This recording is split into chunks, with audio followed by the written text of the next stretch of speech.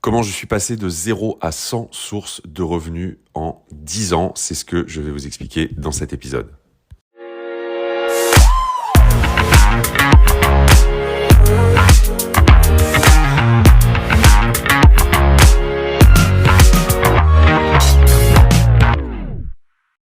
Bonjour et bienvenue dans ce nouvel épisode les amis, je suis ravi de vous retrouver aujourd'hui. Je m'appelle Julien Loboda, je suis investisseur depuis 2012 et sur ce podcast, je vous aide à créer votre liberté avec l'investissement immobilier, mais pas que. Vous allez le voir dans cet épisode, on va parler de multiples façons d'investir et de développer ses sources de revenus. Alors dans l'épisode d'aujourd'hui, l'idée c'est de vous expliquer comment je suis passé de 0 à 100 sources de revenus en 10 ans. Alors, 10 ans, ça peut paraître énorme, ça peut paraître peu de temps aussi.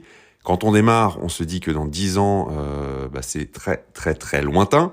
Mais aujourd'hui, quand je fais une rétrospective symbolique, puisque 10 ans, c'est quand même un chiffre qui marque le coup, eh bien, je me rends compte que ces 10 années sont finalement passées relativement vite. Eh bien, il y a 10 ans, en 2012, je tombe sur un livre qui va changer ma vie, en fait. Ce livre, je pense que vous le connaissez, c'est « Père riche, Père pauvre » de Robert Kiyosaki. Donc, je tombe sur ce livre et en même temps, je découvre tout cet univers de l'investissement et de l'entrepreneuriat. Et à l'époque, eh bien, la seule source de revenus dont je dispose, c'est mon travail salarié. Donc, voilà, j'échange mon temps contre de l'argent.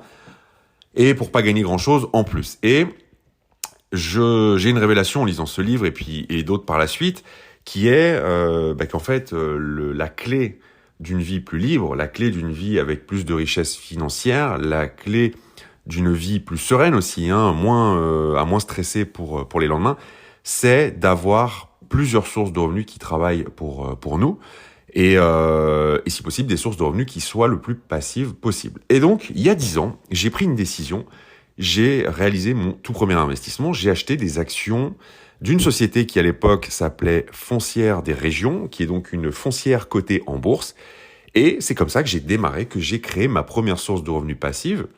Alors effectivement, à cette époque-là, je sais plus, je crois que j'ai mis 800 ou 1000 euros, donc avec, je devais avoir 8% de rendement. Donc si vous voulez, ça m'a fait aller 70 à 80 euros par an. Donc si on ramène au mois, ça fait peut-être 6 euros, qui est entre 6 et 7 euros.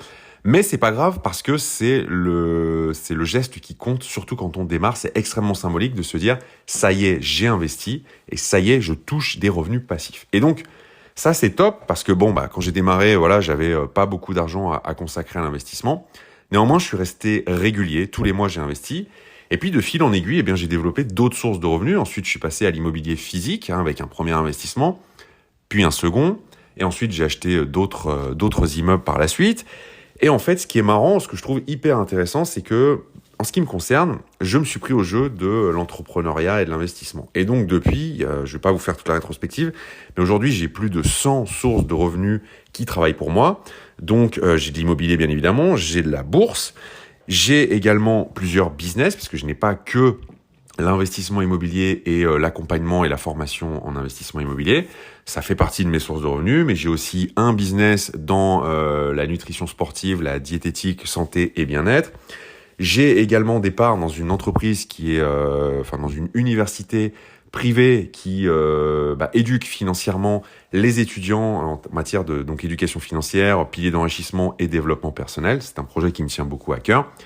Et j'ai de multiples sources de revenus annexes qui sont plus ou moins importantes, dont je vais pas faire le détail ici. Mais par exemple, j'ai de l'affiliation, j'ai de la rédaction de livres, donc j'ai des royalties de droits d'auteur qui tombent, j'ai toutes sortes de choses. C'est pas ça le sujet qui est important. Ce que je veux dire, c'est qu'aujourd'hui, j'en suis à 100 et le chiffre ne cesse d'augmenter puisque je travaille jour après jour à ajouter de nouvelles sources de revenus. Le but, c'est d'être toujours plus serein et d'être toujours moins dépendant d'une source, d'une activité, d'un domaine en particulier pour pouvoir traverser les crises et les époques sans sourciller. Ce que je voulais vous dire, c'est que le plus important, c'est de démarrer. Franchement, choisissez une source de revenus, choisissez un pilier, que ce soit la bourse, que ce soit l'entrepreneuriat, que ce soit l'immobilier, que ce soit l'affiliation, que ce soit écrire un bouquin, que ce soit le MLM, que ce soit, j'en sais rien moi, monter un commerce physique, peu importe, mais faites quelque chose, c'est le plus important.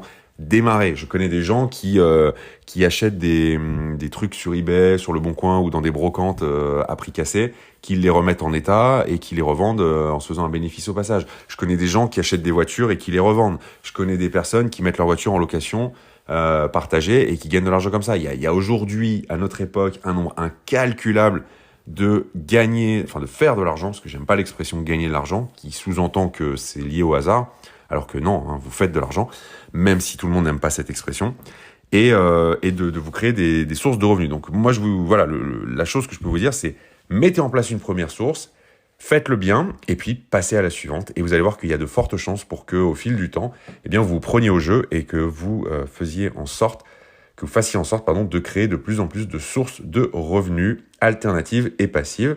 Et moi, j'ai une question à vous poser pour clôturer cet épisode, c'est, est-ce que où vous voulez en être dans 10 ans, quoi? Est-ce que dans 10 ans, vous avez envie d'avoir, vous aussi, 100 sources de revenus qui travaillent pour vous?